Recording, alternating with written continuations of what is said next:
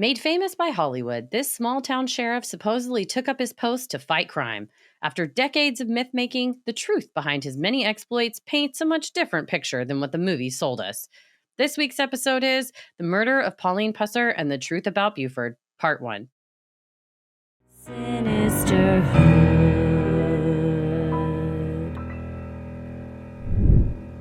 Did you ever hear of this guy before this? I've heard of this movie. Yeah.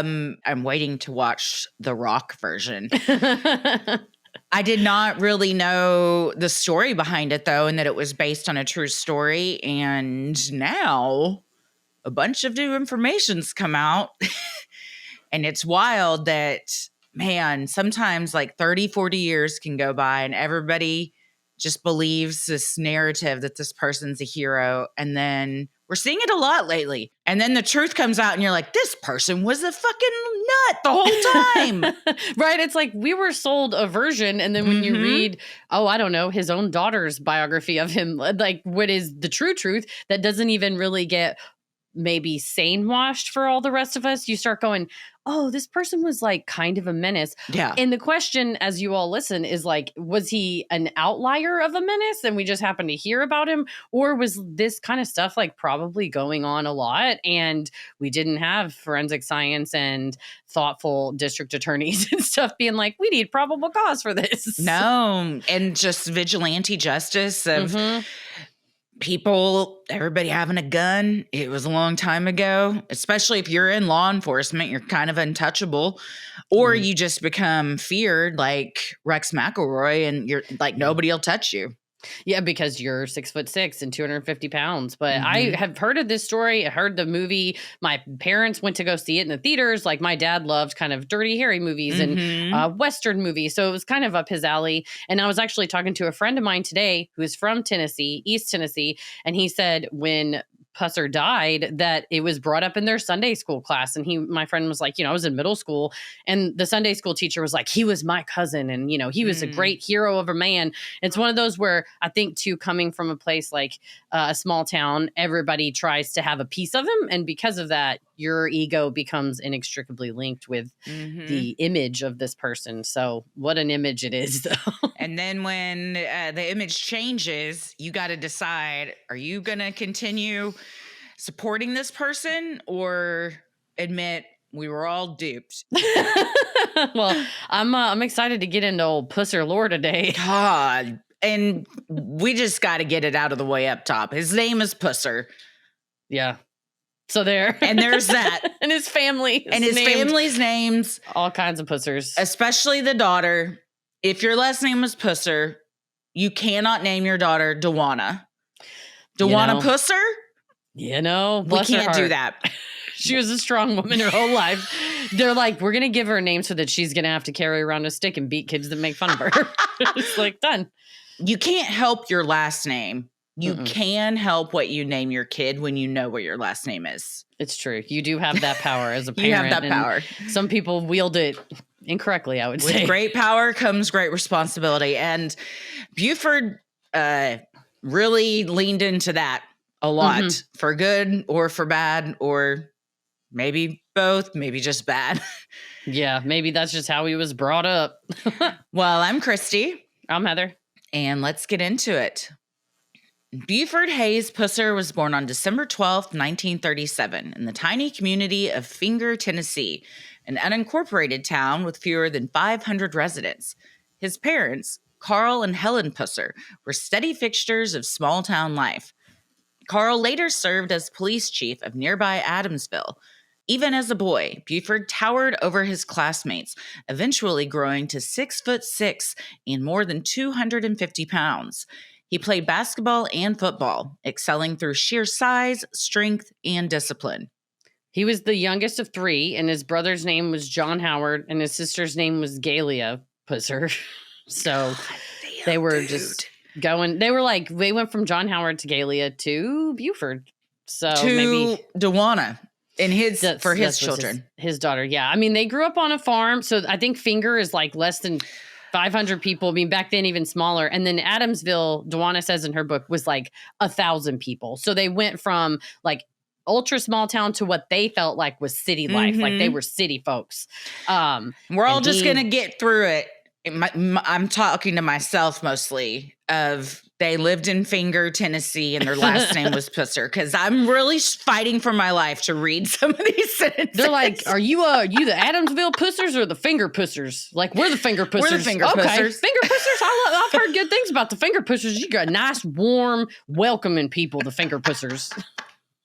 They're like, absolutely were. But for funsies, I mean, it's crazy to read her book because she kind of dials into her dad's childhood, and then she'll be like, one time Grandpa was in the outhouse taking a dump, and Dad, in not so many words, and she's like, and Daddy thought it'd be real funny to mess with him, so he shot a shotgun through the side of the outhouse, and Grandpa came running out with his drawers down, and you're like, so okay, that's one way to do a prank. Some might say attempted murder. You know, if that had gone wrong, we got involuntary manslaughter. And then she was like, yeah, and then a bunch of kids were crazy, and they drive by Daddy and yell at him and his friends. And Buford cut his leg, taking a volleyball net down, and then went to his friends and goes, hey, that gang of guys that just drove past us, look what they did. They cut me in the leg. And the friends are like, we got to get him. So Buford gets his dad's shotgun. They drive to the other town. They lie to his mom and say they're going to go squirrel hunting. But really, they go, Buford shot into the window of these people's car, at the risk of sounding like Ferris Bueller, 9 times. He shot a shotgun into another teenager's car 9 times. That did nothing wrong. No, I mean, they were like in a rivalry. His ego was hurt, and he was embarrassed. He cut his leg, taking down a volleyball net, and decided to go take it out on some people that had nothing to do with it. 9 times. 9 times. And his daughter's the one that ratted him because she wrote it all in the book and was like, well, Dad told everybody it was the guys, but he lied. I'm like, what is everyone just pulling this gun out? But he was a huge kid. He got a job at like a general store, and there's a picture of him with like the other employees. And by the time he was like a teen, I mean, he's like a full head taller than the grown-ups in the picture. Yeah. So, I mean, if he's like, give me that shotgun, you're not going to be like, no, Buford. No, and everyone had one back then. It was... I mean, squirrel hunting probably started around, you know, you're in your single digits, maybe just turned 10 type of thing. So people are handling shotguns from a very early age, and they kind of unfortunately become like toys then. The like significance and weight of what they can do kind of, it gets muddied when you start playing around with them at such a young age. That's a really good point, because his mom was scared because they moved to Adamsville, and her husband was, before he became the police chief, he went off and worked at the oil rigs in Oklahoma. So he, you know, it was mom home alone with the kids, and she heard a weird sound at the door. So she went and looked, and there was no one out there. And then she heard the weird sound again. So she shot a shotgun through the door. And then the next morning, what she's shooting at all. And sadly, there was a cat on the other side of it. So it's like her first inclination was like, well, fuck it, there's a sound. Yeah. Just shot out the door. What if it was a kid, you know? A neighbor, a police officer, a kid, your husband coming home because like, the oil rig sent me home early. But you're right. I think that becomes so prevalent that you're like, oh, well, if there's just a sound, mom just shoots out the door. So it'll be fun to go shoot Grandpa while he's taking a dump. It just becomes a kind of a nothing thing, you know? Yeah. Everyone's like, whatever. We have a gun. We shoot it all the time. That's one way to grow up. Yeah. After high school, Buford enlisted in the Marine Corps, but his military career was short-lived. During recruit training, he was medically discharged for asthma attacks after serving just a few weeks. He later claimed he spent months in the service and was discharged with a broken back due to a car crash. The crash happened after his asthma discharge, however, and official records contradict Pusser's version of events. That's the other thing is like, well, first he was like going to work on the oil rigs with his dad, and then was like, I don't want to, I think he got a football scholarship to Florida University, was like, I'm done with football. I want to be in the Marines. So to hear him tell it in an interview later, he was like, well, I was really excited about being a Marine, but I got in this car accident and I got medically discharged. But his own daughter was like, he was 3 of his 6 weeks he was a Marine, he was in the hospital because of asthma. Yeah, so, imagine if you've got asthma, boot camp is not for you. No, and he even tried to get put in a place that was further north because he thought that would hide his asthma, but they don't really like take into consideration your request. So he was sent to South Carolina in the summer, and I guess that made it, I don't know, made him overheated, humidity worse. and all that. Yeah, but it's just another example of not being truthful when he perceives it makes him look weak. Yes. He makes a story up that I think, in his opinion, is more accepted, or he looks more heroic, when it's like, there's no shame in like you had asthma and you had to leave the military, or there's no shame in you cut your leg on a volleyball net, but like everything was a personal attack against him, even when he created it himself, and he just like had to go take it out on others. Yeah, it's like an ego protection. And she said, oh, when he was honorably discharged for the asthma thing, he wore his uniform all the way home. She said he wore it like literally till the last minute he was allowed to still, I guess you're not supposed to wear your uniform like once you're out, but there's something to that like obsession with appearing a certain way. Yeah. And even in her book, she says, Daddy and his friends would go to at the time, post World War II, there was this influx of crime in Adamsville, right on the line between Tennessee and Mississippi, because liquor was still outlawed there. So there was kind of this moonshine opportunity. And then she kind of goes, oh yeah, Daddy and his friends would just go to these gambling joints, go to these beer joints, go to these brothels. And she's like, they just would hang around and gawk like schoolboys do. And you're like, I don't think that's what they were doing. But again, it's just this, I'm going to write this book to uphold my dad's image, his legacy. And so you could just admit, I mean, he was an 18-year-old guy and you live within spitting distance of like a moonshine place and the women are easy and you get to go throw dice. It's not unreasonable. Yeah, but it's like crazy that she's like, well, he just went to go look and just watch the dice games. Like, I don't think he was. It's kind of that thing we've talked about before with adult children and their parents who have passed, and like, what memories do you want to believe about them, or kind of what is the story you want to keep alive? Yeah. Not all of us write books, but she seems to have a certain image she wants to uphold of her dad. Mm-hmm. At 18 years old and with no other prospects, Buford packed up and moved to Chicago in 1957. There, he pursued a semi-professional wrestling career under the name Buford the Bull. His size was noticeable and helped form the early parts of his personal legend. One tale alleged that Buford even wrestled an actual bear and won. Well, it's one of those where everybody's like, he wrestled a grizzly bear. His daughter claims that whenever he was a teen, a man came through with a carnival and had a small bear that was actually a black bear, not a grizzly bear, that was maybe didn't have teeth and maybe didn't have claws. Well, I could fight that. And yes, and he said, okay, I pinned the bear. And that got turned into, that guy was a wrestler. And also one time he wrestled a bear. Yeah. And then it got turned into, he wrestled a grizzly bear. And everyone saw it and he beat the bear. And it's like, there's probably plenty of people who are like, I was there. I was there when Buford the Bull fought the bear. And they're full of shit. It's how tall tales get started. It's interesting, though, to see kind of the origin of how something like that would. Also, fuck circuses that are taking bears with no teeth and claws around and letting people pin them to the ground. Yeah, I'm sure that they're charging tickets too. It's like exploitation, everything. But back in I guess that would have been the 50s. But yeah, he ended up in Chicago because there was just it was go work on the oil plantation with your dad, go work on the oil rig with your dad. The dad was started to get older and was going to move back to Adamsville. That's when dad became the police chief. And you're just like, a guy at the oil rig's like, Chicago's cool. And you're like, I can make some money in Chicago. He also kept trying to be a mortician everywhere he went. He would like take jobs, which again, it has to do with appearance. I don't know, making people look good. Interesting. I was thinking of a close connection to death and burial. True. Control them after they die. Yeah. Or a way to dispose of without fingers being pointed. That's true. You would have pretty good insight onto decomposition of bodies and how long things would start to go bad and how much time one would have if one was trying to dispose of a body. Didn't think of that when he was like, I think I want to go to mortuary school. I think I want to learn that. Sinisterhood will be right back. This episode is sponsored by BetterHelp. As the days get shorter, it's easy to start feeling a little off, but a simple check-in with someone you care about can make a big difference, even if it's just a quick message or a call.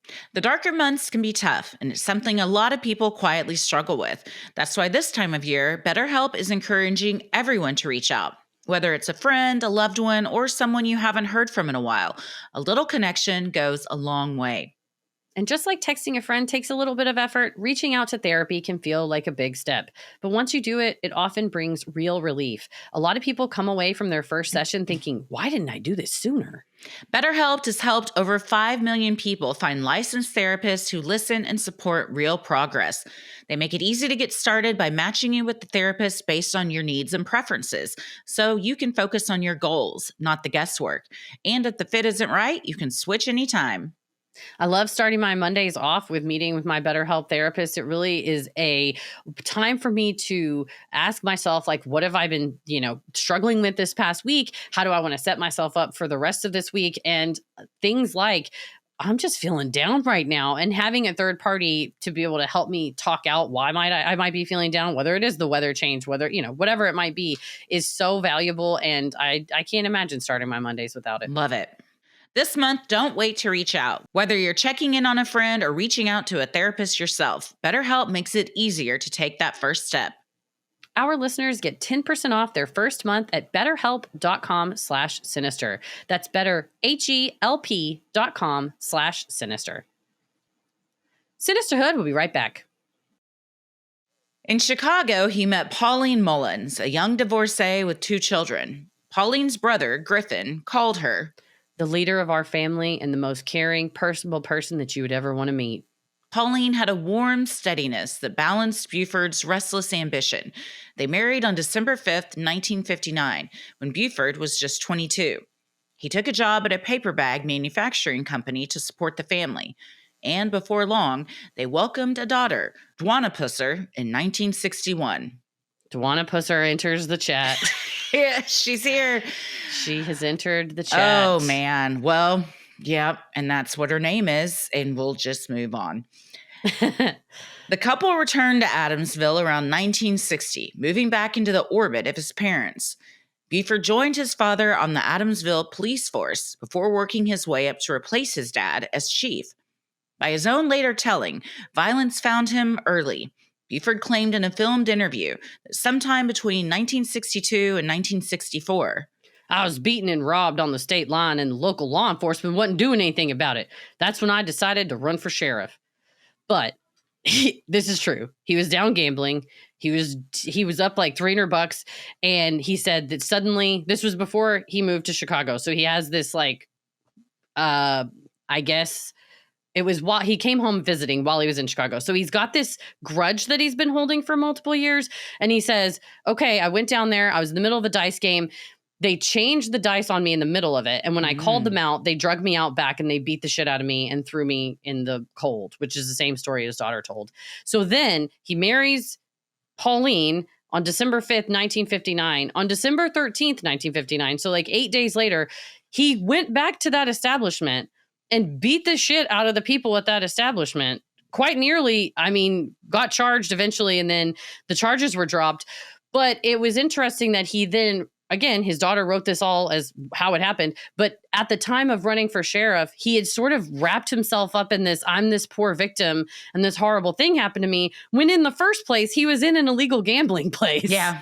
And then he returned because he was mad that the gambling place stole all of his money. Which is a crime in itself, yes, the gambling part, also the stealing, but also the going back and beating the shit out of him. So he's like, it's against the law, but not for me. I'm doing a heroic act. It's this question of like, well, but it's righteous and these are evildoers. And so you start to get these very like good and bad lines, even though they don't really track where we societally would track them. It's like this frontier justice almost, which is crazy because it's the 50s. And also that you just like roll into town and they're like, well, your dad was sheriff, so you can be sheriff. Or your dad was police chief, you can be police chief now too. Nepotism at its finest, especially in a small town in the South. Yeah, oh, sure. You didn't have to work too hard to get that position. No, and I think you realize that a police chief can do a little bit, but a sheriff has the whole county. And the sheriff, I'm not saying Pusser's dad was taking bribes or Pusser was taking bribes, but one has to wonder in a very bribable area. If the Pusser was getting into some, the Pusser was fingering the wrong guys. If the Pusser fits.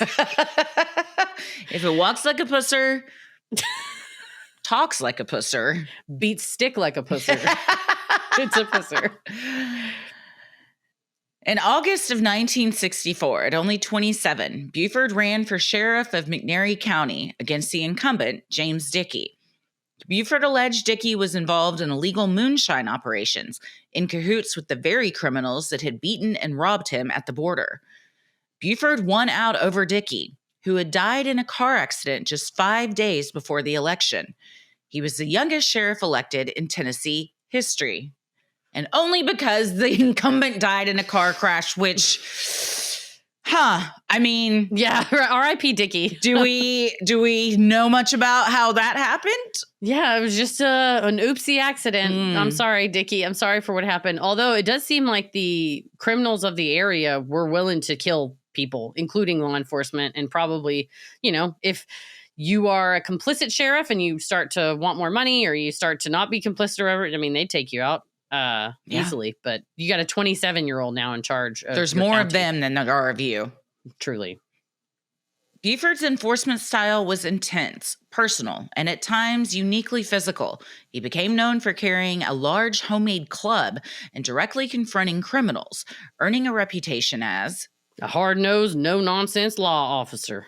During his first year, he raided 42 stills and arrested 75 moonshiners, an enormous number for a rural Tennessee county, reflecting his unusually proactive approach to dismantling illegal operations. His actions were so significant that the Tennessee General Assembly formally recognized him in 1969, naming him an honorary sergeant at arms for his accomplishments. I just can't imagine that all of the searches that he conducted that he obtained a warrant. No. Like, there's just no way that it's hard for me to imagine that, like, even the majority of the things he carried out were legal or in good faith to, like, not just a vendetta. He had a huge vendetta against, we'll speak briefly in a minute about Louise Hathcock, but there was another higher up in the so-called state line mob that was named Towhead White. And Towhead White is redundant. Come on now. It's like, what other kind of white is there? But Towhead White had issues with Pusser. And of course, you go in, you take down 45 stills, you take down 75 criminals. They started getting threats against the family. And he had made his daughter part of his sheriff campaign. Like, there were little pictures of Dewana, like a baby that was like, Dewana says, vote for my daddy for sheriff kind of thing. So they know he's got a family. It's also a small town. So they started getting threatening phone calls, once he's really cracking down. What do you do when you get threatening phone calls? Well, if you're Buford Pusser, he just went to the Shamrock Motel where Towhead White was hanging out, found him, grabbed him. He said, get in the car with me. He took him down to a swamp, just the two of them. He handcuffed Towhead White, made him get out of the car, crawl around in the swamp, handcuffed, begging for his life. Quote, this went on for most of the night. Then Daddy said to him, I'm telling you, Towhead, I know you're behind this. If you call my wife or my daddy and threaten either of them or my children, I promise I'll be back to get you, and we'll be back here if I get one more phone call. And then she just wrote, the phone call stopped. And you're like, they did. Lady, yes, he's a criminal. But, like, what do we want? A sheriff who just no arrest warrant, no problem? I mean, you falsely imprisoned this man. Vigilante justice, it can go one of two ways. And I think more often than not, it goes into a very slippery slope, dangerous territory where you get a reputation, but also you you just think you're above the law. And when you are the law and you're also a vigilante, then that's just like all angles are covered with, I can do whatever the fuck I want. You really do get this empowered monster, because on the one hand, he had no law enforcement background, like no training, essentially was kind of pointed at and been like, you're Carl's kid, you're next. We've decided. Even like the Historical Society of McNairy County was like, the town council voted and they picked Buford to be in charge. So when you have somebody that, or were they encouraged to do so? With a big stick. This guy with a big fucking stick that knocked a bear down. He wants that job now. And you're like, okay, I guess he gets the job. But there's just story after story of the response that Buford had was like, take the licking and keep on ticking. Like, basically, you can hit me, it doesn't matter. Almost Michael Myers-esque, which it's funny that it was turned based upon a vacuum. There was a lack of other law enforcement. These people felt unsafe. So for them, this guy was a hero, right? It's the Batman issue, right? Gotham City's detective force is ineffectual. And so you want this vigilante. The problem is, I think you're right, when they are vigilantes, sometimes it's the wrong person. Not always, but sometimes. And the problem becomes, in this case, it's the right person, but that's not what you should do to even the right person, because even the correct suspect deserves everything we would want. We don't want to empower this dude to just go, I can just go torture someone in a swamp all night and literally no one will ever know and I'll never get in trouble for it, because then it sort of leads to escalations. And at this point, he's already the sheriff. Yeah. So he could have just taken him. He could have taken Towhead down to the county jail, handled it the proper way. But he has this swamp life authority that he's just like, this is how we do it out in the swamp. And so when you can't count on even the sheriff to do things legally, then the whole card of houses comes down. The whole house of cards comes down pretty quick. No, for real though, and especially a person who has no oversight. Like, at no point did I see. And then the DA told him, hey, we've gotten some complaints about you, Buford. It was like this small, I hate to say this, but like kind of forgotten area. And McNairy County was especially susceptible to crime because it was one of the dry counties in Tennessee and it was right on the border. So it kind of just, whenever a place called, I think it was Phoenix City, Alabama, she was writing about it in her book, but essentially there was a big crackdown somewhere a little bit further south. And so the criminals had to go somewhere and they were like, what's a market? Oh, look, for whatever reason in the 50s, alcohol is illegal in this county. That's a place we can make money, moonshining. There's a bunch of economically disadvantaged people that might be willing to take up a gig at a brothel, roadhouse, moonshine place. So I think it's like anything. We talk about a snake's going to bite. Like, criminals saw like, this is an opportunity. And from his perspective, he's like, this is an opportunity. I can beat the shit out of people and no one will say anything. And kind of not just swing that club around, but his dick. He's just like, I'm the sheriff in town. Nobody fucks with me. Nobody fucks with my family. I'll do whatever I want to you.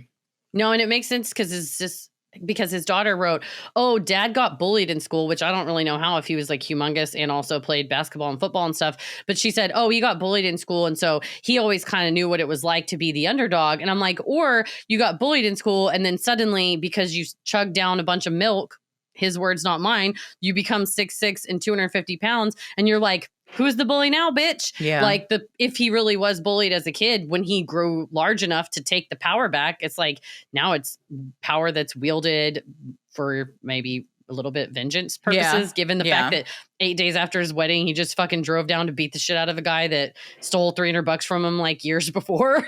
Or you just write the narrative you want. You tell your kids the stories that make you look heroic and like you have a justification for behaving the way you do. And it didn't even happen at all. True. It's hard to know. Sinisterhood will be right back. Bad habits can lead to bad outcomes, but it doesn't have to be that way. Fume is here to help with a smarter alternative. It's a flavored air device, not a vape, not a pipe, but something completely different.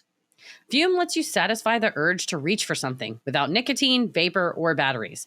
Plus, it comes with amazing flavors like crisp mint, spearmint ice, orange vanilla, and mango to keep things fresh. Man, I'll tell you what, I like the minty one, and I really particularly love holding it in my hand, and I won't lie, I like chewing on it. It's got that little rubber tip to chew on.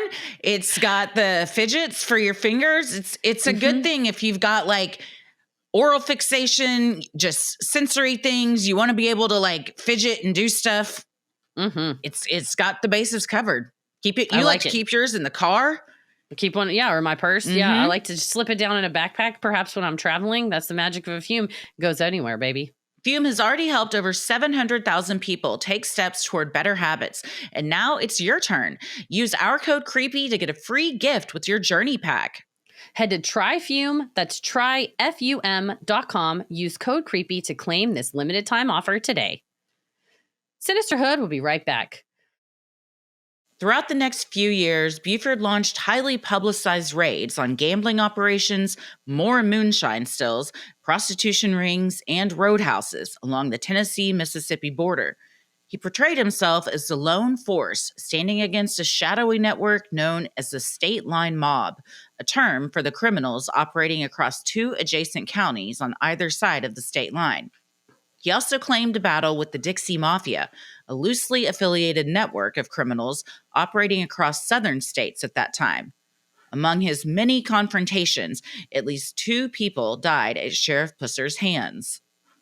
The most widely documented on-the-job killing occurred on February 1st, 1966, at the Shamrock Motel, a roadhouse on the Tennessee-Mississippi line, long associated with the State Line Mob.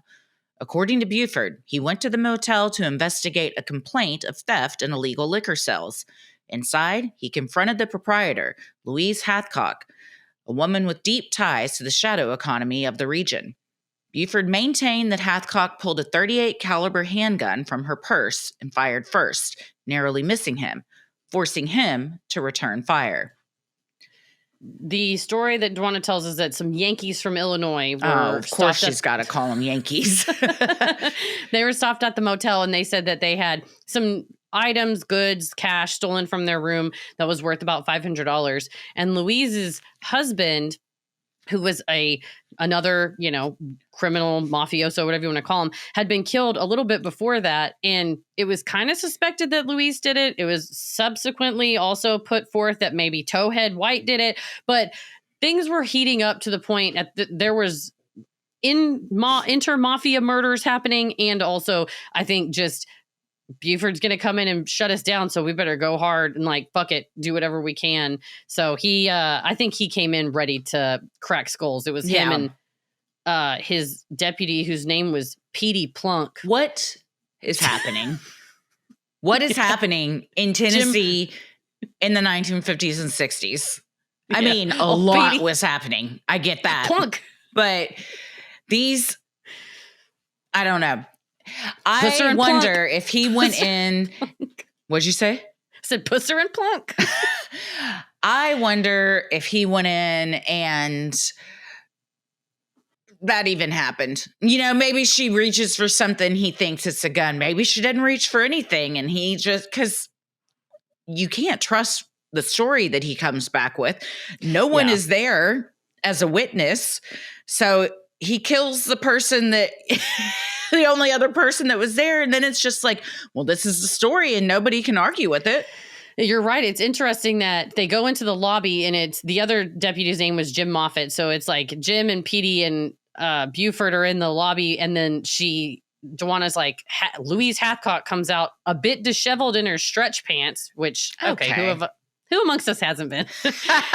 and apparently Louise said, "You damn punk, I'm not going anywhere." And that's when Pusser was like, "We need to talk."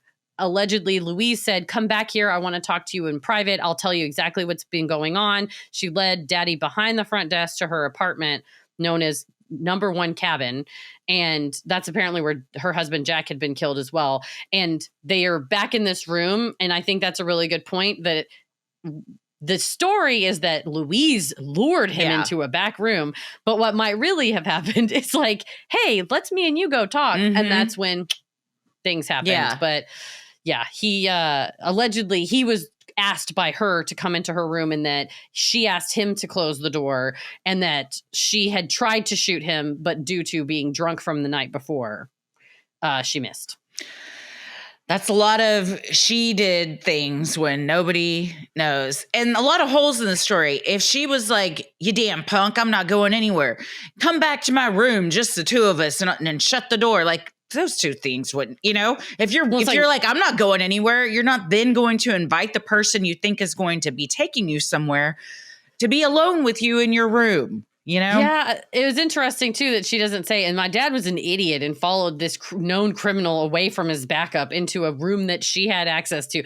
But I think you're right that the story is going to get twisted in a way that every single time Buford Pusser is going to be like Uncle Jimbo on South Park and just be like, "It was coming right for us." Yeah, it's like every time. Exactly, she was coming right for me. But autopsy details and later historical accounts point out a troubling fact. Hathcock was shot twice in the back, an angle inconsistent with someone facing and shooting at an officer. Despite the discrepancy, the shooting was ruled self-defense and closed without further inquiry. This incident became one of the early pillars of Buford's vigilante mystique. He framed himself as a fearless sheriff taking down a dangerous mob figure. However, the evidence planted seeds of skepticism among locals who questioned how a woman could be shot in the back during a head-on confrontation. And there was much to do about that he had killed a woman, and the facts that came out in the public were that she was found with a revolver clasped in her hands. Like, this was a crazy lady that was trying to kill him. Because his daughter made much about, like, growing up, daddy had a lot of friends that were girls. Like, he was just loved by girls. He would never want to kill a woman. She loves her daddy, and she's not going to speak a bad word about him. Never would have breathed a word. But it's like, even in trying to uphold this narrative, you still have to put forth that he was alone in the room with her and like went with her alone in the room and alleges, that these two shots in her back were necessary. But yeah, the back is, that's just science. You can't be standing to somebody pulling a gun out and then get shot in the back too. Those two things can't happen. No. By early 1967, the mythology of a tough-on-crime sheriff obscured what acquaintances later described as turmoil at home. Multiple people recalled that Pauline had been planning to leave Buford. Her brother, Griffin Mullins, said in a later interview, "Pauline didn't tell me a whole lot. She was just not the type of person to tell you her problems. But I knew deep down there were problems in her marriage." She had allegedly taken to smuggling her own clothes out of the house, wearing multiple outfits so she could remove some without drawing her husband's attention. Her reasons were not recorded in any formal statements, but those who knew her said she seemed increasingly unhappy. Well, I don't think it takes a rocket scientist to, draw the conclusion that he was probably pretty violent at home and he liked to drink a lot. And we know he liked to shoot guns and beat the shit out of people. Why would that stop with his wife wearing clothes out of the house, like, taking stuff in secrecy to not alert him to anything? All speaks to domestic violence and her trying to leave.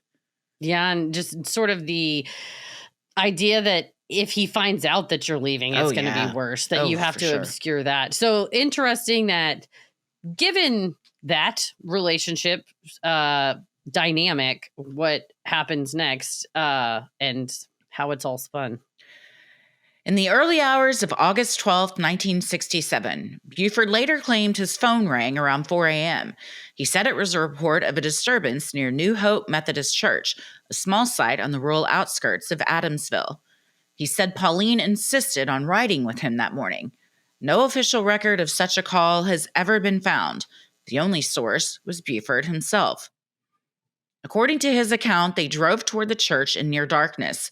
Sometime between 4:15 and 4:30 a.m., a car pulled alongside theirs. Muzzle flashes lit up the windows. Pauline was struck in the head. Buford was struck in the jaw.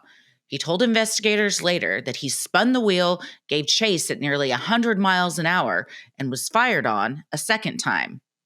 Yeah, he said a Cadillac pulled up beside them and that somebody with a .30 carbine rifle shot into their car. Buford was carrying a .41 Magnum at the time, so kind of a handgun, and said that the first shot hit Pauline in the head. She fell over into Buford's lap. This is the story that Buford told, and that the men in the Cadillac kept firing on them. And that's when, he got shot, and that he was pulled over eventually and tried to see what he could do to help Pauline because he was away now from the killers. He got on the mic, radioed for help on the county sheriff's frequency. And in fact, Buford's dad, Papa, heard the call come through on the radio, which has got to be a really tough call to get. Oh, yeah. It would be a tough call at 4 a.m. to get. And then your wife's like, I'm going with you. That's also trying to leave you. I don't buy that. Yeah, it's a weird thing. Dwana said in the book that mother wanted to go with him and said, oh, if you take me with you, you can buy me breakfast on the way back. Let me get dressed and I'll go with you at 3 o'clock in the morning to go check out a disturbance. Convenient excuse for sure for why she was there. Definitely strange. Around 4:40 to 5 a.m., responders and locals began arriving. Among them was 16-year-old Dennis Hathcock, who had been driving the area and stumbled upon the chaos. Years later, he recalled seeing part of Pauline's scalp on the pavement. Blonde hair strung out and brain matter. Along the roadside.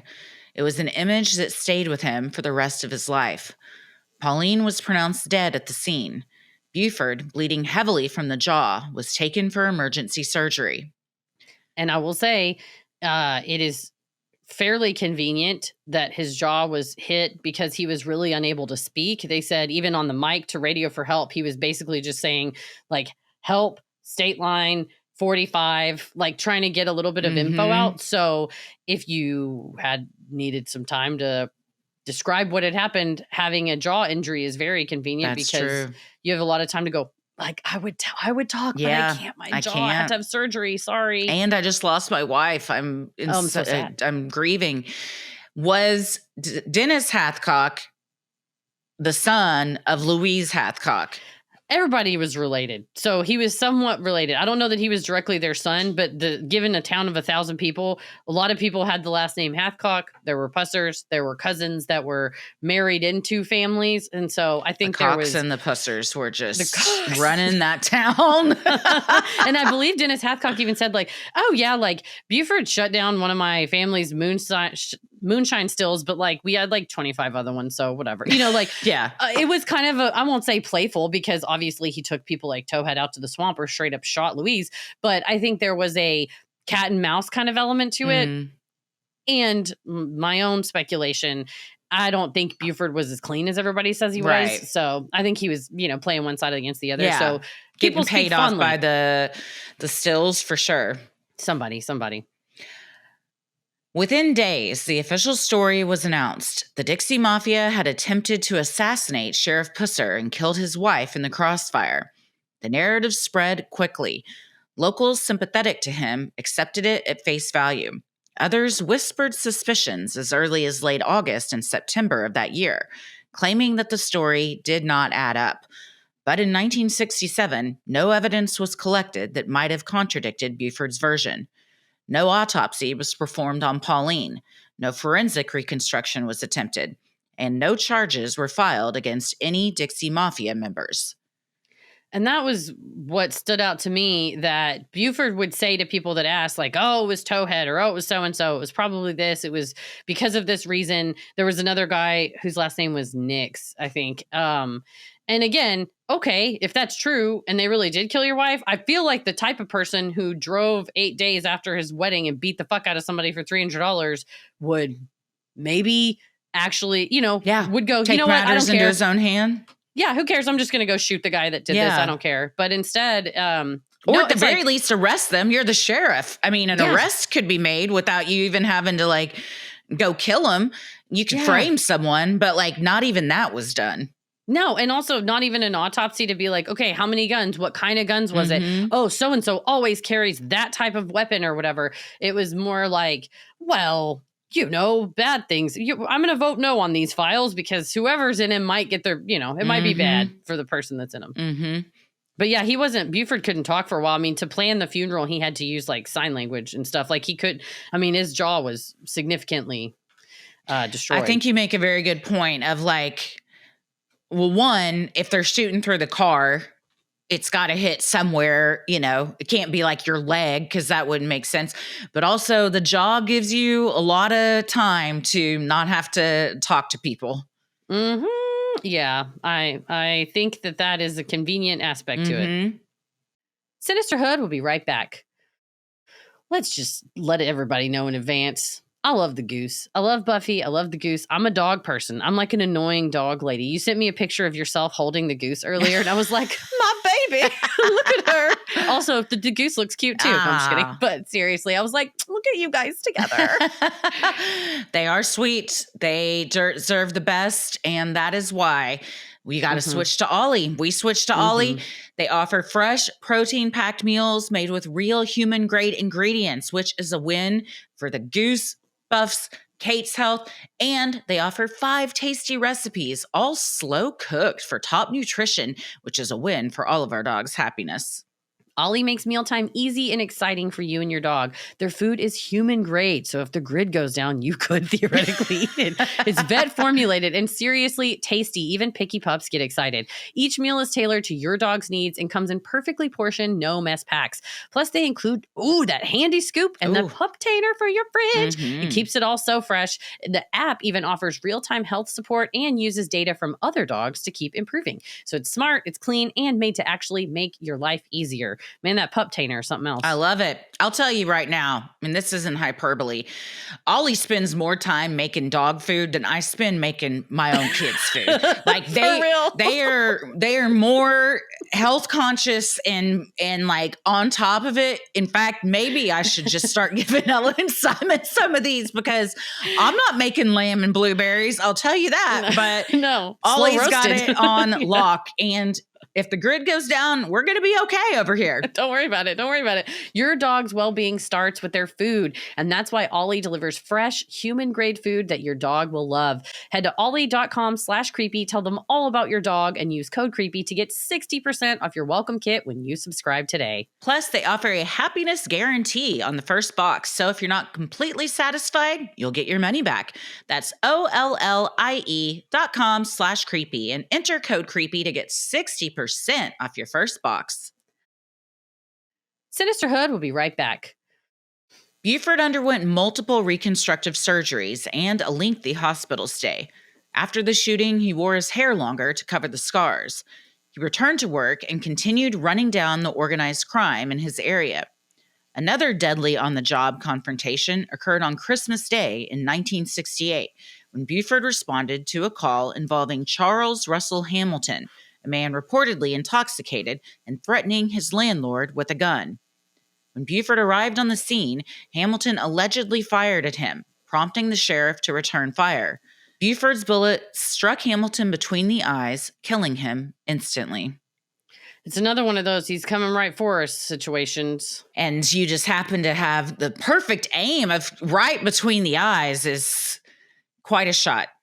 Yeah, and again, the investigation is sort of like, yeah, it's all right. We know what happened. I mean, whatever. It's he was drunk and threatened his landlord, so it's whatever. Mm-hmm. As with the Hathcock shooting, the death was declared self-defense and no grand jury was convened. The speed with which the shooting was cleared, paired with the lethal precision of the shot, added to Pusser's reputation as a man who routinely walked away from hailstorms of bullets and knife attacks. It also reinforced a pattern. Buford Pusser's use of deadly force was consistently accepted at face value by local authorities, even when the circumstances were murky. I mean, and back to the killing of his wife, like the Tennessee governor at the time was like, we'll put out a $5,000 reward. And it was the version that Buford told them. That's what everyone believed. And he started telling people, I know who these the mafiosos who did this to my wife, I know who they are. And sort of implied that he had gone to Boston, to Texas, to Mississippi, and tracked them down. And I took care of the problem. Don't worry about it. So the idea that he drove around to other states shooting the shooters wasn't too out of the realm of possibility because people straight watched him shoot Louise Hathcock and not get in trouble for it, shoot this guy and not get in trouble for it, because also they were quote unquote just crimes. So if he said, don't worry about it, I'll give you a couple names, but I drove around and killed them all, people would believe him. And he's the only living witness. Yeah, in every situation. Isn't that convenient? Yeah. And this is much like speculation that he's taken stuff from the moonshiners. Who's he paying off on his own force? You know what I mean? You give somebody a couple jugs of moonshine or some cash to look the other way or to not ask questions, and everybody just goes on about their business. Yeah, or you say, hey, if you tell anybody about this, I'll fucking kill you. Yeah, I'll take you down to that swamp and have a fucking alligator eat you. Yeah, it's like, okay, yeah, whatever you say, boss. Sounds good, boss. In 1969, CBS News aired a segment about him in which correspondent Roger Mudd referred to Pusser as a modern Wyatt Earp. Suddenly, a local sheriff from rural Tennessee had become a national folk hero. Beyond the two formally documented deaths, Pusser's career was surrounded by persistent rumors of additional killings or violent confrontations that never made it into official records. During his tenure, he claimed to have been shot at 8 times, stabbed 7 times, and ambushed repeatedly by the state line mob. Yeah, I would say he's probably like the most targeted person. Like, he's like Michael Myers, like you said, you just can't keep him down. No, and when he talks about, I mean, early on in his career, I think he said they held him down and stabbed him like 30 times or so. I mean, he just got stabbed in one stabbing incident, sustained 30 stab wounds, kind of a thing, and with real knives and stuff. So, and was that again checked out by doctors? And did he go to the hospital? He also wrestled a bear. You know, it's like that. One of those things where it's like he was run over by a steamroller and survived. And you're like, really? Did he go to the hospital? No, they fixed it at home. It was a miracle. Mm-hmm. No, he ain't a fucking pussy. Yeah. He's a pusser. Pussies go to hospitals. Pussers, if you get run over by a steamroller, you just get over it, man. Take it. You walk it off. You don't. You fucking walk it off. You're not some kind of pussy that needs surgery and medicine. You're a pusser. Oh, they stitched your face up, pussy. Like, you should have let it heal on its own like a man. Like a pusser. I think that's, like a pusser man. I'm a pusser man. Don't do Curtis Mayfield like that. But I will say, like, I think we're onto something joking around, but there is some sort of toxic masculinity element too. 100%. Like, yeah, you took the hit, so you're like a badass. And also his refusal to admit anything other than the story that makes him look, in his opinion, like a badass. Yeah. Yes. It's every one of them is justified. It's like Paul Bunyan. Yes. It's the same with him going and beating the shit out of Towhead to get his $300 back. Is like, oh, I was taken for a ride. And it's like, there's no clean hands in any of these situations, but this desperate want to be exalted and like desperate need to be exalted, and the willingness of the community to be like, he is exalted, by the way, he's our hero. And that enmeshment they have with his ego or his image and their own like collective ego is crazy to watch. His story. And like you said, wanting to kind of be a part of it and tangentially related to a family that they thought was, well-to-do, badasses, whatever. It's like the Hatfield and McCoy, like anybody that can be like kind of like in that circle. They're like, well, I'm protected now. Yeah, and they want to have a piece of it too, because like in the book, one of the teachers told a story like, oh, I'm the only teacher that ever whooped Buford Pusser. So then tells this whole story of like, when Buford was in my class, this and this happened, and he got on my desk and he stood on my desk and caused a hole in my desk by standing on it. Well, I mean, he was a big boy. He was a big boy. What was that desk made out of? Right? And she's like, I drug him around and I whooped him with a paddle. And so was he in her class? Probably. Did that really happen, that his foot went through the desk, or did he knock stuff off the desk and then later on it becomes the foot? So you just see that, truth be damned, like people just it's like they want the dopamine rush of the thrill of the story, and they don't really care about reality. Yeah, no, it's a tall tale. Yeah. Walking tall tale. Ooh, very nice. In 1970, Buford crashed his car and was hospitalized for a month. Then in December of 1971, the Pusser family home burned down to the foundation, destroying everything inside.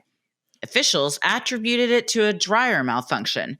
For those who harbored doubts about Pauline's death, the loss of the home meant the loss of any physical evidence that might have been hidden there. Yeah, the whole house just conveniently burned down. I don't think things were going super hot for him in 1970 because he was until ineligible. That house burned down.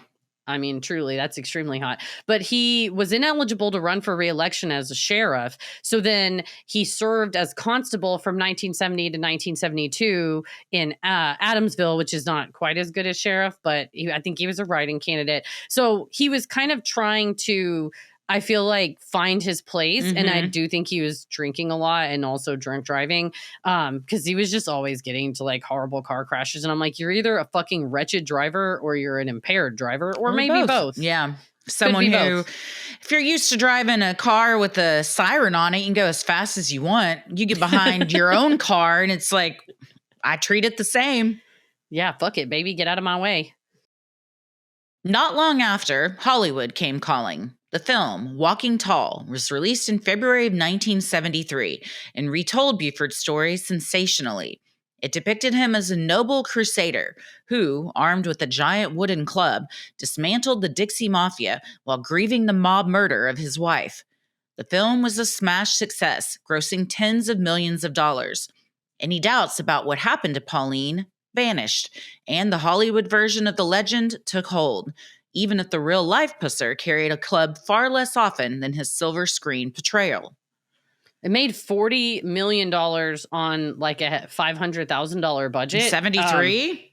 This is good. Huge. That was good money. Yeah. I think people were like thirsty for it because Bing Crosby Productions, somebody like a rep from there saw the news story when he got called the modern Wyatt Earp, and I think very smartly was like, this makes for all the elements of a great tale. And then you as the Hollywood producer aren't going to come in $500,000 budget. It wasn't even like a fancy Hollywood producer is not going to come in and go like, let's fact check this. The whole wife murder thing. And how do you even? Right. Back then you kind of go, he was there and he's the sheriff. That's the insidious thing too, I think, about having a person with a title have these tendencies, because that's a carte blanche to do all the things you want to do. People with titles seem to get away with a lot of stuff. You might be, animal control at a low level, or up high to a sheriff at a higher level. Or even the president of the United States. Yeah, all the way up. You can get away with a lot of stuff when you have a title in front of your name and you're a white man. It always helps. Does help. Every single time, in fact. Buford rubbed elbows with stars, striking up a friendship with Elvis and being photographed with Billy Graham and Johnny Cash. With the success of the film, Buford signed a contract with Bing Crosby Productions to portray himself in a sequel to Walking Tall. But he would never see a day on set. On August 21st, 1974, Buford died in a single-vehicle crash on Highway 64. He had been at the county fair before heading out for a drive in his bright red, specially modified Corvette. Going an estimated 130 miles per hour, he lost control, struck an embankment, and was ejected from the vehicle. The car burst into flames. Well, that'll do it. Yeah. It's my understanding as well that Duana was in a car behind him. Oh, and so yikes. Drove upon that scene, but he... I feel like you get a little bit of money. You're already feeling like you're untouchable. Now you're famous. Yeah. Like the fantasy that you've built up of yourself in your head has been made tangible, financially tangible too. And you're now going to get to play yourself in the movie. Like, I think that becomes success. You're hanging out with Johnny Cash. You're friends with Elvis. They started selling like pillowcases and bed sheets. Like, if it's big enough for Buford, it's big enough for you. Like, he started becoming like this more even of a celebrity than he was. And I don't know that he was like able to really handle that. Yeah, it went to his head. And if you're already somebody that has a huge ego and thinks you're untouchable, I mean, this is only going to add fuel to that fire. It's just a ticking time bomb until you do something like this. You drive 130 miles an hour and get ejected from your car because you think that you can do that. You've done it a million times before. You've killed multiple people and gotten away with it. So, I mean, you think you're, walking on sunshine every single day. You can't be touched. Yeah, I think you have this feeling of like, it'll be fine. It's always fine. Look what happened in 1967 in that ambush in the morning. It all worked out. It's all fine. The state trooper on scene, Paul Irvin, later became sheriff of McNairy County and stated that Pusser's death resulted from drunk driving and not wearing a seatbelt.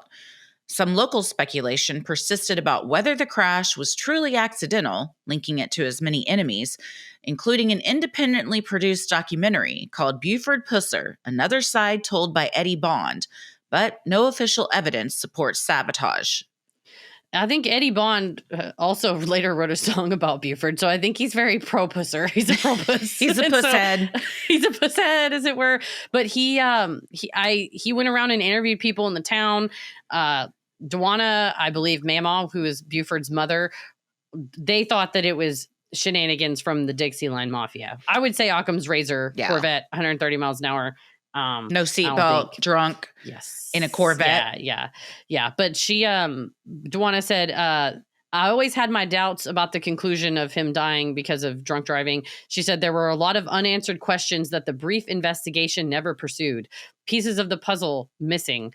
But she said she got a document in the 90s that she got some paperwork that indicated there was money missing from his estate, and or like some money got incorrectly spent or inappropriately spent, and maybe it was like loans to important people, and she kind of tried to use those to connect that it was truly a murder.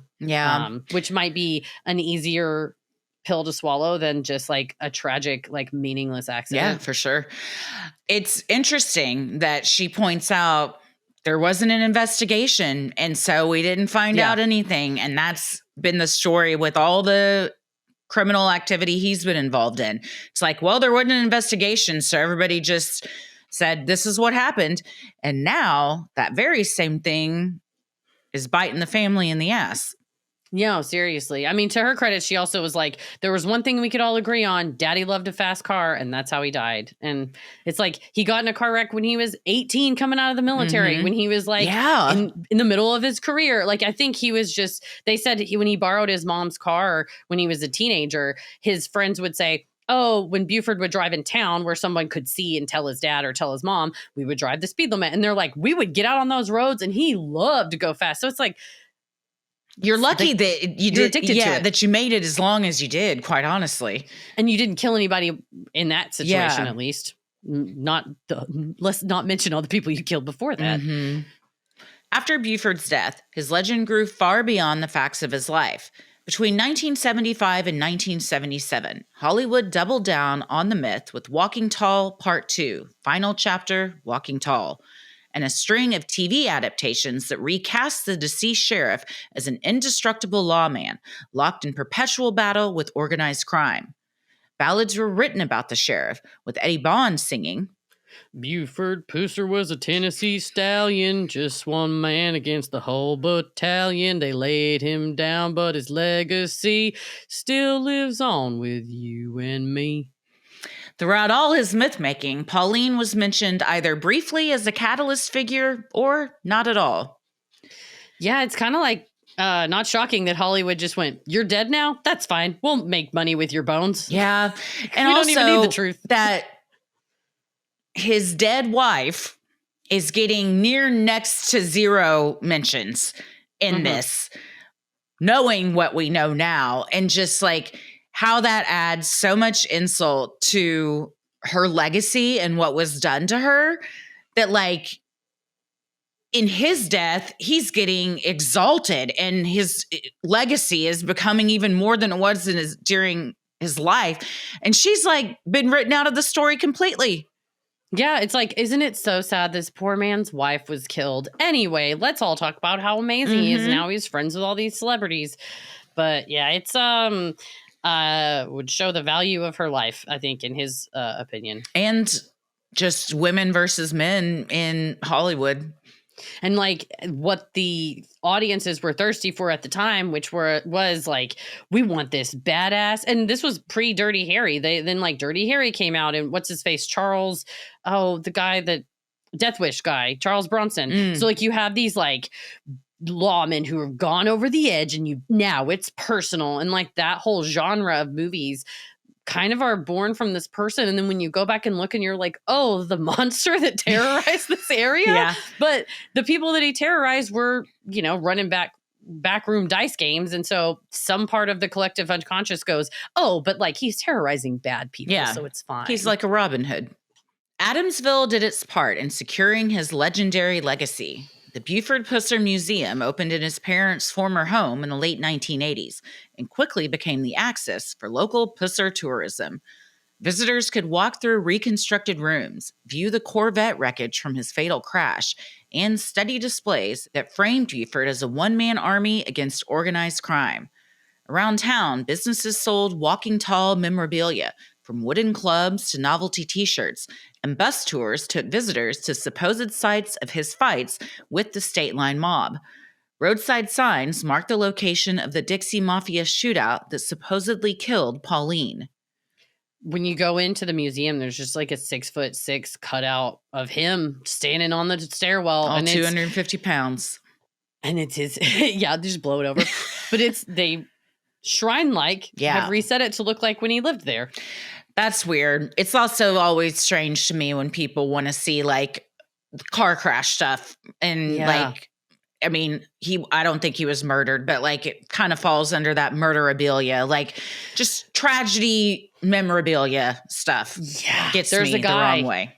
100%. And you wonder what the impetus is behind it. There in the show notes, we linked to the local news did a spotlight on a guy in town who has become not associated with the museum, but he has become on his own like a Buford Pusser historian. And he's got all these objects, including the license plate from Buford's burnt up Corvette. And he's like holding it up and he's like, when this came up for auction, I told my wife, I've got to have it. I've got to have it. And he's like, the way he's like holding it in his hands. And of course the news guy's like, oh, okay, very cool. And he's like, this right here, this is a belt buckle that Buford Pusser once wore. And this right here, this is his notepad that he used to write all the people he's going to go kill without probable cause and due process. But it's like, you can tell this guy has become in one with Buford.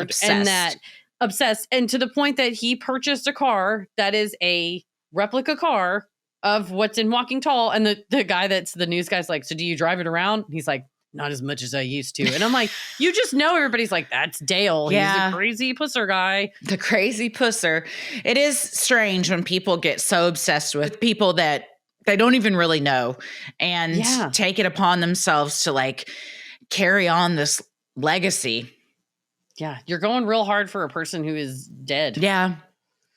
But if you own the museum and you're charging tickets, I think you have a vested financial interest to be like, no, the legacy is intact. Yeah. The annual Buford Pusser Festival drew crowds with parades, barbecues, and speeches from local officials who invoked Pusser as the county's protector and patron saint. The city even created community service awards in his name. The myth got another boost in the 2000s with the Dwayne "The Rock" Johnson remake of Walking Tall, which further distanced the tale from reality. For decades, it seemed the Pusser legacy was untouchable until the Tennessee Bureau of Investigation decided to reopen Pauline's case in 2023 after receiving a tip. So what do we think? Well, the Dwayne "The Rock" Johnson one did distance itself. It changed his name. So you can't have The Rock going around getting called a pusser. So they changed his name to Chris Vaughn. He said absolutely not when that script came in. And they did separate it from the South and they set it in the Pacific Northwest. So okay, that's quite a difference. Slightly different. And if I'm not mistaken, in the movie, the wife does not die. They are attacked, but it's not the exact same story. It's just based on the true tale. It's like based on the true tale that was based on the true tale. So I think the fact that the movie in 2004 came out, I'm sure the Buford Pusser Festival people are like, learn the real story behind the new Rock movie. And it's just another, get your bag, my friends. Yeah. Like it's another way to do that. But what do you think they're thinking now? Well, are they still having these festivals now? We'll talk in part 2, including the community meeting that had to be held after these results were released. I do think there was a reach by himself and his family, especially in once he was ineligible to continue to run for sheriff, I think it was kind of like the gravy trains left the station. Like, you're not going to be able to keep doing what you're doing with impunity anymore, which I think is telling that just as the movie was coming out and just as his career as that specific sheriff, nobody likes change, that the drinking ramped up. The speeding ramped up. You know, he's allegedly at his funeral, there were like all of these celebrities, not just the guy that played him in the movie, but Joanna writes how, like, she says that Elvis came to the funeral, and they were known to have known each other, but that Elvis came to the funeral, put his arm around her and said, I'm so sorry, little darling. And maybe that happened, but there's all these kind of legendary stories. And I wonder if, given what we know now, if we're going to start hearing more anecdotes that are on the side of, he came in, he pulled my dad out of his room at 3 a.m. and like put him behind a truck and drug him for 3 miles. Like, we're going to start to hear, because before the community was not ready to hear those kind of tales, and perhaps now they might be. I don't know. What do you think? I think as the years go on and more technology becomes available with law enforcement stuff, that even if you don't want to believe it, I mean, you can still choose not to believe it. There's a lot of people choosing to not believe a lot of shit when stuff's laid right out in front of them. But if you've got like cold, hard evidence that like he did this, like, you know, even for Duana and everyone, it's like, well, am I going to choose to believe what is the truth, or continue living the truth that I've accepted and have accepted my whole life, because I can't bear to admit that this was who this man really was and that I supported him. I think it's parallels a lot to what we're seeing right now with, you know, like, if you support someone for a really long time and then you find out they're a horrible fucking person, and you either have to decide to eat crow and say, I was wrong, and, you know, all of Pusser's victims deserve justice. My mother deserves justice, you know, or you say, I still don't believe it. And you keep living in delusion, but that doesn't mean that the truth is not the truth. Truly. And I think it gets complicated when there are so many people who have touched that story, because it's like, if we determine that this person was, which we'll talk about in part 2, you know, but wasn't what we all thought he was, you know, was not the long arm of the law that kept us all safe, but in fact made us less safe because he engaged with these people. What does it say about George Jones and Tammy Wynette and Johnny Cash and Elvis Presley and like all these people that had connections and was friends with them and stories about him? And one of the oddest stories was Jimmy Buffett had a story about Buford Pusser that he talked about like in concert on live recordings. And of course, it's like a funny anecdote that Buford Pusser was going to beat the shit out of Jimmy Buffett. They ran into each other at this hotel. Jimmy and his friends were wasted. And he said, we were trying to find our car and we couldn't find it. And I had on these shoes that used to be golf shoes, but they were still kind of like scratchy. And that Jimmy stood up on the hood of a car, and this was like 1970 something, and he like stood up on the hood of a car to try to find his car, and this huge guy came up, who later turns out to be Buford Pusser, and is like, get off my car, I'm gonna whoop your ass. And then Jimmy didn't know who he was, it was kind of fucking with him, and then runs to his car, and then Buford's like beating his ass through this window and in this gremlin. And because you had to buckle the seat before the engine would start, Jimmy Buffett couldn't get the car to start. And he said he kept yelling, I don't want to die in a gremlin. But he would tell this story. And then later on, he goes back to the hotel, and then some prosecutors, it was a law enforcement conference. Jimmy and Buford run into each other in the lobby again, and some prosecutors drag him to the side and go, get away from that man. I don't know if you know who that is. That's Buford Pusser. And when Jimmy Buffett heard that, post Walking Tall, the movie, was like, oh, fuck, I'm going to go up to my room. But it was this kind of like funny anecdote that he would tell. So I think the issue becomes like, people have woven this into a part of, now Jimmy Buffett's of course dead and everything. I don't think this is besmirching parrot heads, but it's fascinating.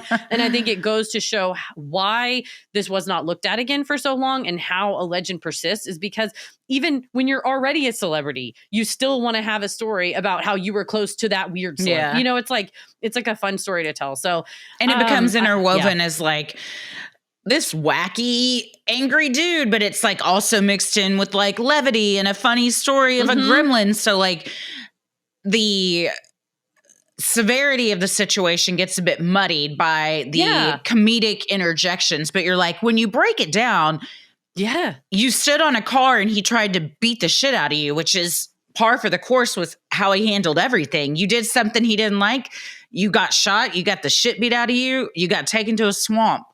Yeah, he's like, I don't give a fuck if you're a parrot head. I'm a puss head. And I'll beat the shit out of you. But I mean, Jimmy Buffett was like, he was beating us so bad, my friend grabbed a pen, like an ink pen, and was like trying to stab him in the arm because it's like Michael Myers, which did nothing. The pen just like explodes. It breaks off because he's just this like formidable person. And by that point, the post shooting scar. Yeah. So he's got he's got his hair a little bit longer. And I mean, I don't know that he's ever was like a fluffy kind of guy. Like, hey, buddy, he's a bit grizzled. My car. Yeah, just a little bit. So I don't know. I'm excited for us to talk about part 2. We're going to dive into the Tennessee Bureau of Investigations, how it got re-involved so many years later, over 50 years later, and what everybody's different reactions has been and what really happened in 1967. This episode of Sinisterhood is made possible with the help of our amazing patrons. If you're interested in supporting the show, consider joining our Patreon. You'll get access to ad-free regular episodes, weekly bonus content, you're able to vote on episode topics, join our monthly live streams, and more. Keep it creepy. Mwahaha.